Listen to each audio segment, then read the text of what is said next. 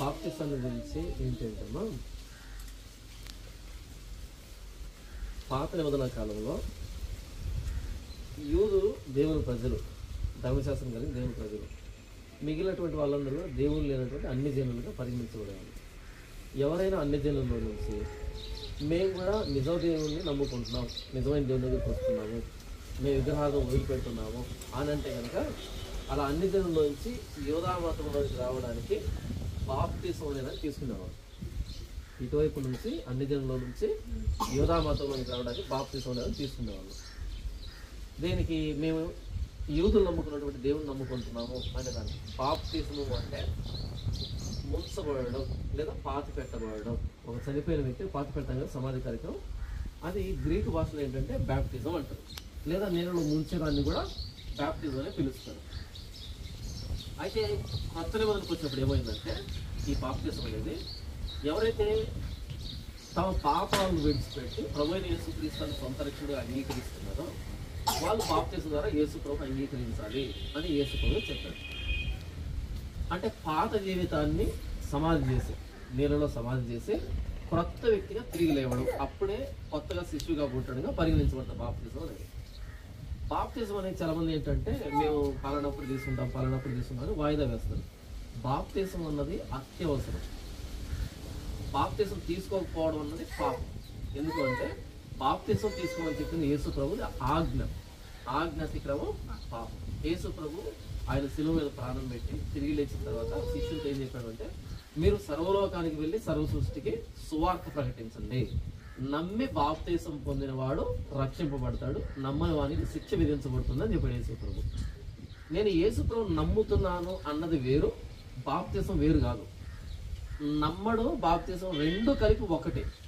కానీ చాలా మంది ఏమనుకుంటారు అంటే, నేను నమ్మాను, అయితే ఒకనొక సమయంలో ఎప్పుడో ఒకసారి అది జాబ్ వచ్చిన తర్వాతను, పెళ్ళి అయిన తర్వాతను, ఇల్లు కట్టుకున్న తర్వాత ఏదో కొన్ని పెట్టినా అప్పుడు బాప్తిసం తీసుకుంటూ అంటారు. ఇది నమ్మడం కాదు. నమ్మి బాప్తిసం పొంది, నమ్మడం బాప్తిసం పొందడం రెండు వెంట వెంటనే జరగాల్సినటువంటి పనులు. నమ్మడం బాప్తిసం తీసుకోవడం రెండు వెంట వెంటనే జరగాల్సినటువంటి పనులు. ఇప్పుడు హార్ట్ ఆపరేషన్ చేశాను, బైపాస్ సర్జరీ చేశాను. అప్పుడు ఎంతకీ సర్జరీ చేయాలా వద్దనే దానికి యాంజియోగ్రామ్ అని ఉంటుంది. ముందు యాంజియోగ్రామ్ చేస్తాం. యాంజియోగ్రామ్లో ఏంటంటే ఎక్కడెక్కడ బ్లాక్స్ ఉన్నాయని తెలుస్తుంది. అది తెలిసిన వెంటనే ఒక హాఫ్ అన్ అవర్ 1 అవర్ లోపు మరలా ఇమ్మీడియట్గా ఆపరేషన్ చేయాలి. ఇప్పుడు నేను యాంజియోగ్రామ్ చేసుకుంటాను, 1 సంవత్సరం తర్వాత ఆపరేషన్ చేసుకుంటా అంటే కుదరదు. ఎప్పుడైతే చేశారో బ్లాక్లు కనబడ్డాయో ఇమ్మీడియట్గా వెంటనే హాఫ్ అన్ అవర్ 1 అవర్ జరగాల్సిన ప్రక్రియ ఆపరేషన్ అన్నది. చాలా మంది ఏమనుకుంటారంటే, నేను యేసుప్రభుని నమ్మాను, రక్షణ పొందేశాను, బాప్తిసం ఒకటి తీసుకోవాలి అంటారు. యేసుప్రభుని నమ్మడం రక్షణ పొందడం రెండు వాటి కాదు. యేసుప్రభుని నమ్మి బాప్తిసం పొందడం రక్షణ పొందడం. నమ్మి బాప్తిసం పొందిన వాడు రక్షింపబడతాడు, నమ్మని వారికి శిక్ష విధించబడుతుంది. ఎందుకు శిక్ష అంటే ఏంటి? శిక్ష అంటే నరకం. ఏ మానవుడైనా సరే, వాడు ఏ ప్రాంతంలో పుట్టినా, ఏ కులంలో పుట్టినా, ఏ గోత్రంలో పుట్టినా, ఏ మతంలో పుట్టినా సరే, మానవుడు పాపి. స్వభావ సిద్ధంగా మనం దేవుని ఉగ్రతకు పాత్రలు. అయితే దేవాదేవుడైన ప్రభువైన యేసుక్రీస్తు వారు శరీరధారిగా ఈ లోకానికి వచ్చి మనలాంటి శరీరాన్ని ధరించుకొని మన పాపాలని ఆయన మీద వేసుకొని మోసాడు, సిలువలో ప్రాణత్యాగం చేశాడు, అంటే ప్రాణాన్ని అర్పించాడు.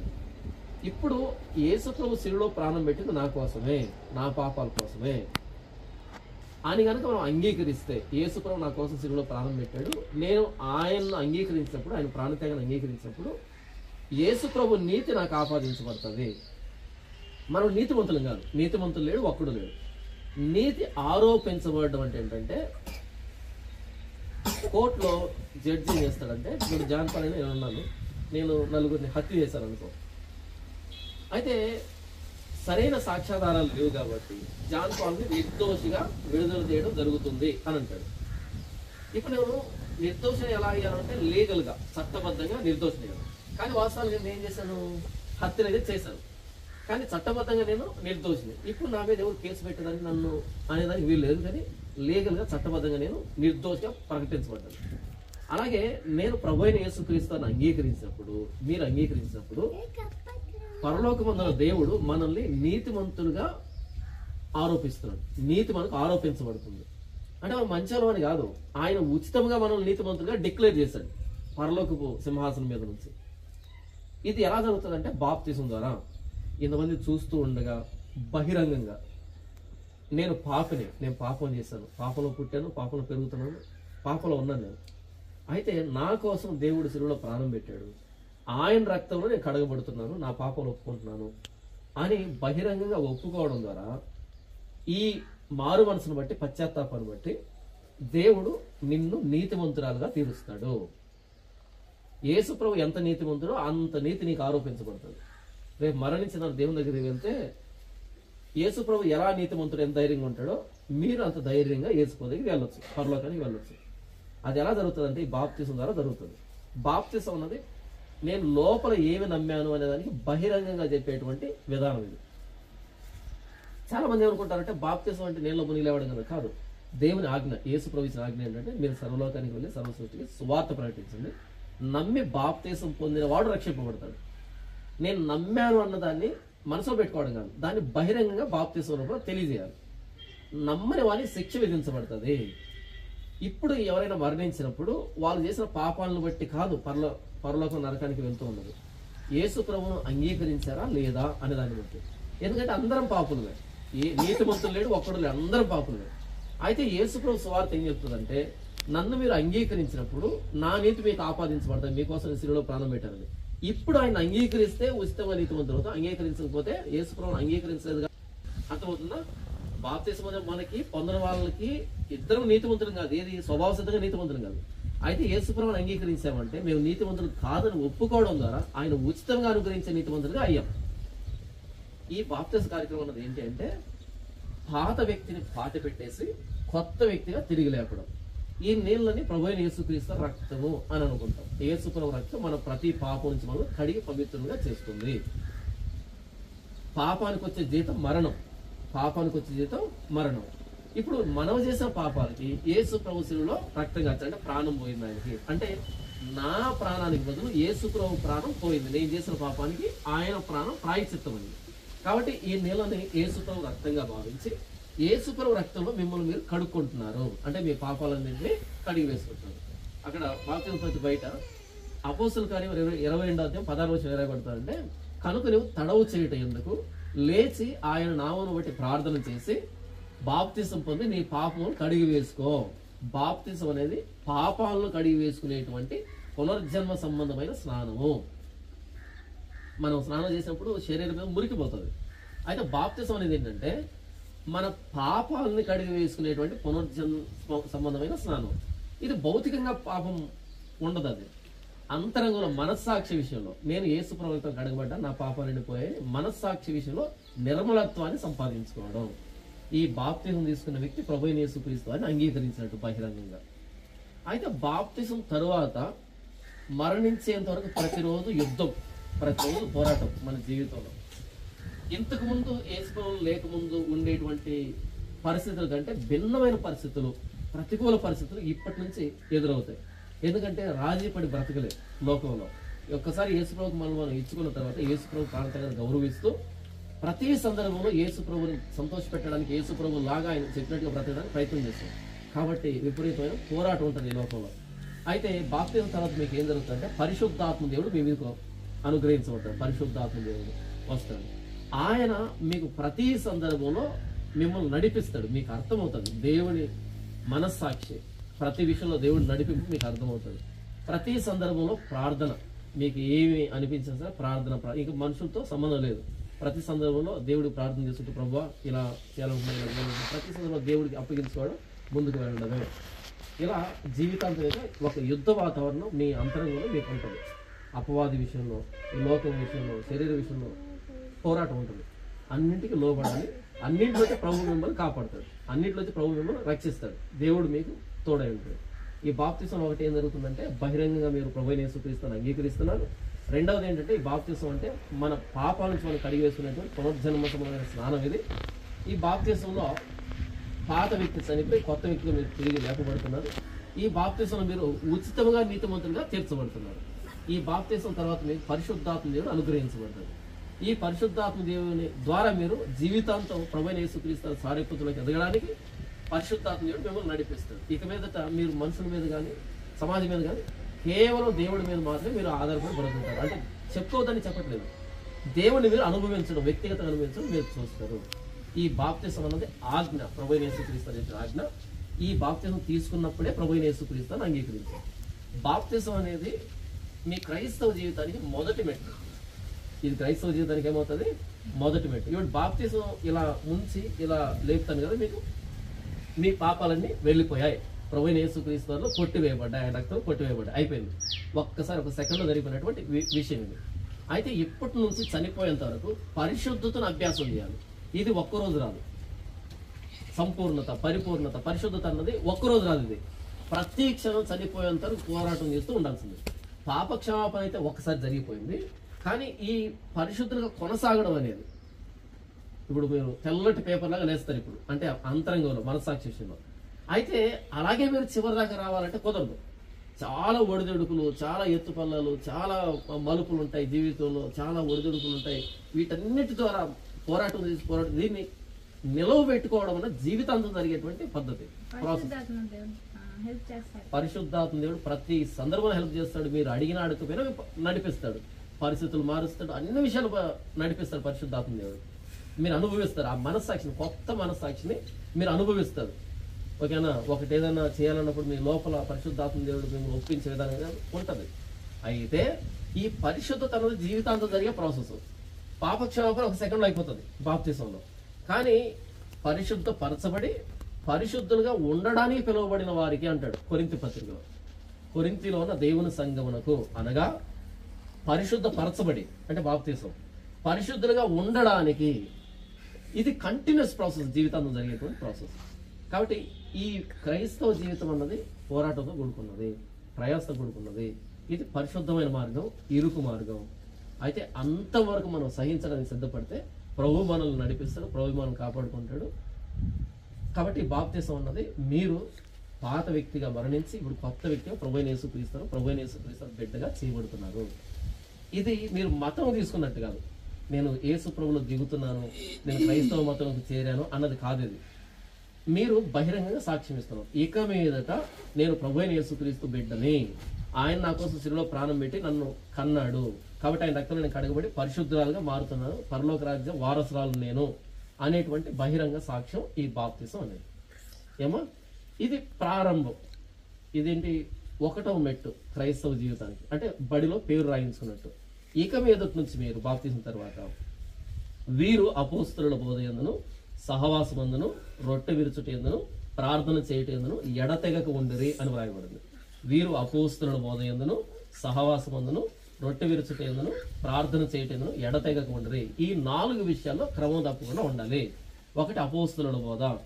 మీరు యేసు ప్రభు గురించి తెలుసుకోవడానికి అపోస్తలుడు ఏం చెప్పారు, బైబిల్లో ఏముందో ఆ వాక్యాల మీదనే ఆధారపడడం తప్ప మానవులు పెట్టే పద్ధతులు కానీ కట్టడిగా మానవులు చెప్పేటువంటి విషయాల మీద ఆధారపడకూడదు. వాక్యాన్ని సందర్భ సహితంగా చూసుకుంటూ విశ్వాస యాత్రలో ముందుకు వెళ్ళాలి. ప్రతిదానికి వాక్యమే అపోస్తలుల బోధ. 2 సహవాసం, క్రైస్తవ పిల్లలతో సహవాసం. క్రైస్తవ పిల్లలతో, ఆ క్రైస్తవ పిల్లలు అంటే ఏంటి? వాళ్ళు సినిమాలు షికారు తిరుగుతుంటే కాదు, వాక్య సంబంధంగా ప్రార్థన విషయంలో, వాక్యం విషయంలో, సంఘం విషయంలో, సువార్త విషయంలో, ఇలా ఏంటంటే ఈ క్రైస్తవ పిల్లలతో సహవాసంలో ఉండాలి. 4 ఒట్టికట్ల మధ్య ఒక పచ్చికట్టు పెట్టామనుకో రగిలిపోతుంది, 4 పచ్చికట్ల మధ్య ఒక ఒట్టికట్టు పెట్టామనుకో ఆరిపోతుంది కదా. మనలాంటి ప్రభువైన యేసుక్రీస్తును అంగీకరించినటువంటి వాళ్ళతో మనం సహవాసం చేసినప్పుడు మన భక్తి కూడా వేడవుతుంది. అలాగే మన చుట్టుపక్కల లోకస్తులు ఉన్నారనుకో ఆటోమేటిక్గా మనం కూడా ఆరిపోతాం. కాబట్టి సహవాసం అన్నది చాలా అవసరం, చాలా అవసరం సహవాసం ఉన్నది. 3 రొట్టె విరవడం, అంటే ప్రతి ఆదివారం లేదా వీలు కుదిరిన ప్రతిసారి ప్రభువైన యేసుక్రీస్తు వారి శరీరంలో ద్రాక్షారసంలో చేయవేయడం, అంటే ఆయన ఆ శరీరంలో రక్తంలో చేయవేయడం, అంటే ఆయన ప్రాణత్యాగాన్ని జ్ఞాపకాన్ని తెచ్చుకోవడం. మరి ఇక్కడ జ్ఞాపకం ఉండడం అంటే బాప్తిస్మము, ప్రభు బల, ఈ 2 భౌతికంగా చేసేటువంటి విషయాలు. ఇది భౌతికంగా చేయాలి, అది కూడా భౌతికంగా చేయాలి. ఇవి 2 భౌతికంగా చేసేటువంటి విషయాలు. రొట్టె విరవడం. ఇకపోతే ప్రార్థన. ప్రార్థన వ్యక్తిగతంగా మీరు ఎంతసేపు అయినా చేసుకోండి, ఏ సమయమైనా చేసుకోండి, కూర్చొని చేసుకోండి, నిలవబడుకొని చేసుకోండి, పడుకొని చేసుకోండి, మోకరించి చేసుకోండి, మీ ఇష్టం. ఎల్లవేళలా ప్రభుతో మాట్లాడడం. ప్రార్థన అంటే దేవునితో మాట్లాడడం. మీ ప్రతి విషయాన్ని దేవునితో చెప్పుకోవచ్చు. అది సంతోషం కానీ, బాధ కానీ, అనుమానం కానీ, ఏదైనా సరే మీ నాన్నతో మీరు ఎలా చెప్తారో అంతకు 100 రెట్లు 1000 రెట్లు దేవునితో చెప్పొచ్చు. మీరు ఆయన బిడ్డ కాబట్టి దేవునితో మాట్లాడేదాన్ని ప్రార్థన. ప్రతి సందర్భంలో ప్రార్థన. ఈ 4 విషయాలు మీరు ఉంటే మీరు పడిపోవడానికి అవకాశం చాలా తక్కువ ఉంటుంది, లోకంలో పడిపోవడానికి. అయితే సాతాను ఎప్పుడు శోధించాలని ప్రయత్నం చేస్తూ ఉంటాడు. ఇప్పుడు అప్పుడు అనేది ఎప్పుడు చనిపోయే 10 నిమిషాల ముందు కూడా అపవాది శోధించడానికి సిద్ధంగానే ఉంటాడు. కాబట్టి ఎల్లవేళలా ప్రభువు నన్ను శోధన నుంచి తప్పించని, ఎల్లవేళలా ప్రభువు నన్ను కాపాడని ప్రతి సందర్భంలో ప్రార్థనాపూర్వకంగా ముందుకెళ్ళండి. అపోస్తుల బోధ, సహవాసము, రొట్టె విరవడం, ప్రార్థన చేయటం ఎడతెగక ఉండాలి. ఇవన్నీ ఎప్పుడు జరుగుతాయంటే మీరు ఆదివారం చర్చికి వచ్చినప్పుడు, లేదా ఎక్కడున్నా సరే ప్రతి ఆదివారం వాక్యానుసారమైన చర్చను ఎదుర్కొని అక్కడ వెళ్ళేటువంటి ప్రయత్నం. ఎట్టి పరిస్థితుల్లో ఆబ్సెంట్గా లేకుండా నేను చెప్తాను ఎక్కడ ఏముందని చెప్తాను. ఓకే, ప్రస్తుతానికైతే ఇది బాప్తిసం అన్నది నేను యేసు ప్రభువుని నమ్మాను, అంగీకరిస్తున్నాను అనేదాన్ని బహిరంగంగా చెప్పేదాన్ని బాప్తిసం అని పిలుస్తాం. ఏమో ఇప్పుడు ఏం చేస్తామంటే ఒక కాసేపు యేసు ప్రభువు ప్రార్థన, మా యేసు ప్రభువా నీవు నా కోసం సిలువలో ప్రాణం పెట్టావు, నేను పాపిని, అన్ని విషయాల్లో చెడిపోయిందని, పాపంలో పుట్టాను, పాపంలో పెరుగుతున్నాను, నీవు నా కోసం సిలువలో ప్రాణం పెట్టాను నా పాపాల కోసం, ప్రభువా నా పాపాలు క్షమించు, నన్ను నూతన సృష్టిగా చేయి, నా పరిశుద్ధాత్మ నేను అనుగ్రహించు, నన్ను నీ బిడ్డగా చేసుకో, యేసుక్రీస్తునామములో ప్రార్థిస్తున్నాను తండ్రి అని ప్రార్థన చేయి. అందరూ ఆమె చెప్తాం. తర్వాత నేను ప్రార్థన చేసి బాప్తిసం ఇస్తాను. నాకు ఈ అవకాశం ఇచ్చినందుకు థ్యాంక్స్ నాన్న. ఇంతవరకు నేను చేసిన పాపాలన్నీ చూస్తున్నా కూడా నన్ను ఇంతవరకు తీసుకొచ్చినందుకు థ్యాంక్స్ నాన్న.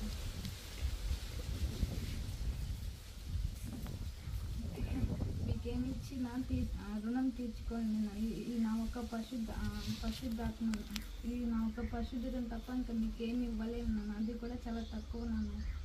ప్లీజ్ నాన్న, నన్ను ఇక్కడి నుంచి అయినా మీ దగ్గరగా, అంటే లోకంలో పడిపోకుండా మీ దగ్గరగా పెట్టుకోండి నాన్న. ప్రతిరోజు ఇంకా లోకంలో పడిపోకుండా వాక్యానుసారంగా నేను నడుచుకోవడానికి నాకు హెల్ప్ చేస్తూ ఉన్నాను. నా పాపాన్ని క్షమించండి, నా బాప్తిసాన్ని అంగీకరించండి. యేసుక్రీస్తు నామములో ప్రార్థిస్తున్నాను తండ్రి. ఆమేన్.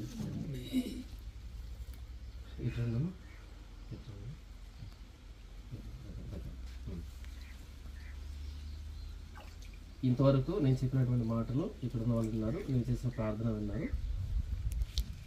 నీవు చేసిన ప్రార్థనని ఈ పంచభూతాలు విన్నాయి, ఇక్కడ ఉన్నటువంటి సంఘం వింది. ఇక మీద నుంచి ప్రతి సందర్భంలో ప్రభువైన యేసుక్రీస్తు వారి మీదనే ఆధారపడాలి. నీ కోసం సిలువలో ప్రాణం పెట్టి ప్రభువైన యేసుక్రీస్తు నిన్ను చివరి దాకా నడిపిస్తాడు. ఏమో అర్థమైందా? ఈ బాప్తిసాన్ని తండ్రి, కుమార, పరిశుద్ధాత్మ నామములో నీకు ఇస్తూ ఉన్నాను. ఏమో ఈ చేత్తో ఈ 2 చేతులు ఇలా ముక్కు మూసుకోండి, ఇలా ముక్కు మూసుకోండి. ఈ చెయ్యి ఇలా ఇవ్వండి, ఇలా ముందుకురా, మోకాల మీద వంగు కూర్చోండి.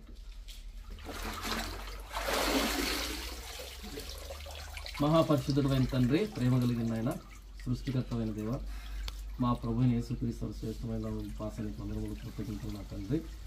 ఆయన ఈ బిడ్డకి బాప్తిసం ఇవ్వడానికి మీరు చూపిన కృపకై నీకు వందనాలు నా తండ్రి. తను చేసినటువంటి ప్రార్థన ఒప్పుకోలను అంగీకరించండి నా తండ్రి. తన పాపాలన్నింటినీ ప్రభువైన యేసుక్రీస్తు రక్తంలో కడిగి పరిశుద్ధపరచండి, పరిశుద్ధాత్మజీవనం అనుగ్రహించండి, నూతన సృష్టిగా చేయండి. ఇది మొదలుకొని మీ సన్నిధి చేరే పర్యంతం ప్రభువ, ఈ లోకయాత్ర అంతట్లో, విశ్వాసయాత్ర అంతట్లో ప్రభువ, ప్రతి విషయంలోనూ మీరే సహాయం చేయండి. భౌతికంగాను, ఆత్మీయంగాను, సామాజికంగాను అన్ని పరిస్థితుల్లో నా తండ్రి మీరే ఈ బిడ్డని కాపాడమని, నడిపించమని, మీకు ఉపాసనలు అప్పగించండి. ఈ బాప్తిసాన్ని అంగీకరించమని, ఈ బాప్తిసం చెట్లు అనుకున్నాయి నన్ను వాడుకున్నందుకే మీకు కృతజ్ఞతలు చేస్తాను.